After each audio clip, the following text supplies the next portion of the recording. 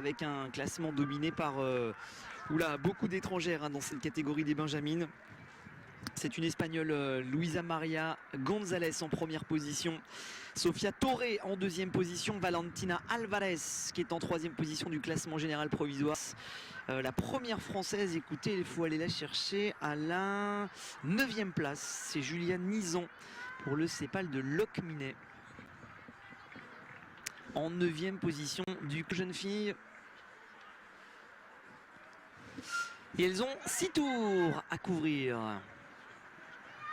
6 tours à couvrir pour la catégorie des Benjamines.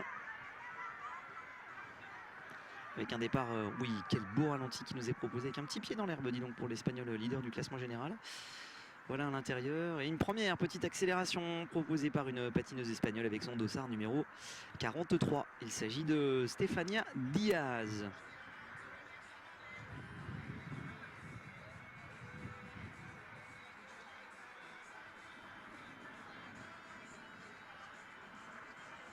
Ouais, pendant que la tête de course vient d'être récupérée par Nolwenn Letou avec son dossard numéro 33 à l'écran. Nolwenn Letou de la Beaumanoir de Dinan qui prend le commandement des opérations, suivi par le dossard numéro 34, Juliane Nizan, notre première française au classement général, qui pointe à la 9e place pour le moment.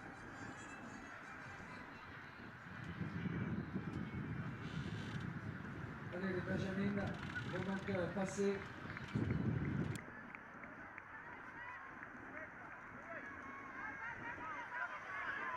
La dossard 33, Nolwenn Letou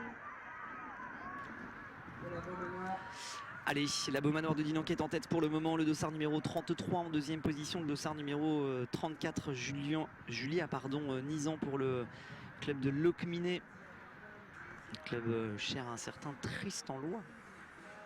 Un nom qui résonne à vos oreilles si vous suivez le roller depuis quelques années. L'amicale laïque de Valence d'Agen, là-bas à l'extérieur, avec Lina Taloussi, l'une des sœurs Taloussi, que l'on retrouve ici dans cette catégorie des Benjamines, la plus jeune, donc la Benjamine de la fratrie. Le dossard 48 de Valentina Alvarez Mendoza qui est en tête pour le moment. Prochain passage sur la ligne, il restera 4 tours simplement à courir, 4 petits tours seulement pour nos jeunes filles au prochain passage sur la ligne. Elle a un ton qui se durcit un petit peu avec l'accélération de la 3e au classement général. Valentina Mendoza, l'Espagnole, au passage sur la ligne ici. Voilà, avec un peloton qui est bien étalé sur l'ensemble du circuit, qui a bien séché par rapport à tout à l'heure. Visuellement, vous en avez sans doute la preuve, vous aussi, de l'autre côté de votre écran. On voit bien que la chaussée est rendue beaucoup moins glissante que tout à l'heure. Alors le choix des roues, même si pour pas mal d'entre elles, on est moitié-moitié. On voit par exemple avec le dossard 48 qu'on est sur une partie de roue Storm et une partie de roue pour le sec. On a opté pour une solution mixte qui était peut-être la meilleure d'ailleurs pour avoir un peu de roulement et aussi un peu d'accroche, parce que les roues Storm sont vraiment très bonnes pour la pluie.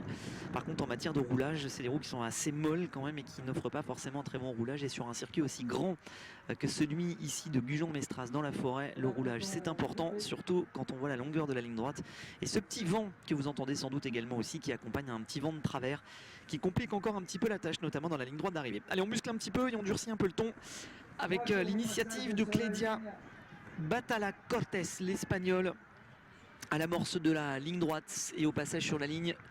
Il restera simplement 3 tours à couvrir au prochain passage sur la ligne, avec l'Espagne qui est en tête pour le moment. Pas de verdict encore dans cette course qui nous a été offerte. En 3e position, le dossard numéro 84. Alors je cherche la leader du classement. Bah là voilà, elle vient de se placer en 3e position. Luisa Maria González Salazar en 3e position. Idéalement placée pour aller défendre son titre ici au Trophée international des 3 pistes, parce que c'est la dernière course de la journée pour ces demoiselles et pour tout le monde, même d'ailleurs. Dernière finale ici de cette édition, de cette 30e édition du Trophée international des 3 pistes. Voilà un peloton plutôt compact encore, emmené toujours par le dossard numéro 50, Clédia Balata. Des images impeccables de notre équipe Paris Webcube et Eric Kochter qui nous permettent de balayer, de survoler l'ensemble du circuit.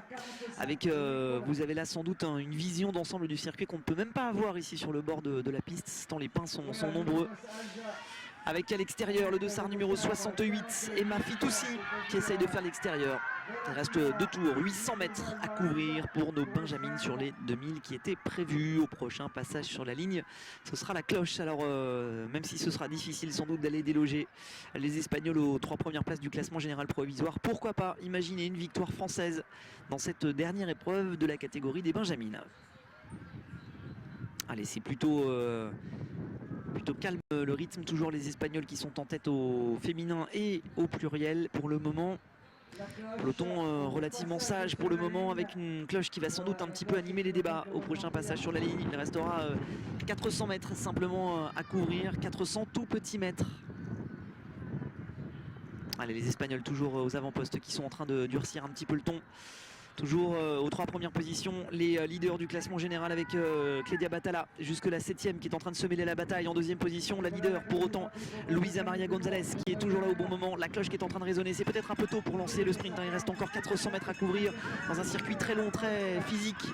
Le sprint, le lancer 400 mètres avant, c'est peut-être un petit peu long. Bah écoutez, il suffisait de le dire pour qu'elle fasse tout l'inverse. Le dossard numéro 56, l'Espagnol González qui est en train de partir comme une véritable fusée, suivi par la 3e du classement général qui pour le moment est en train de réaliser la bonne opération, Valentina Mendoza en 2e position pour le moment.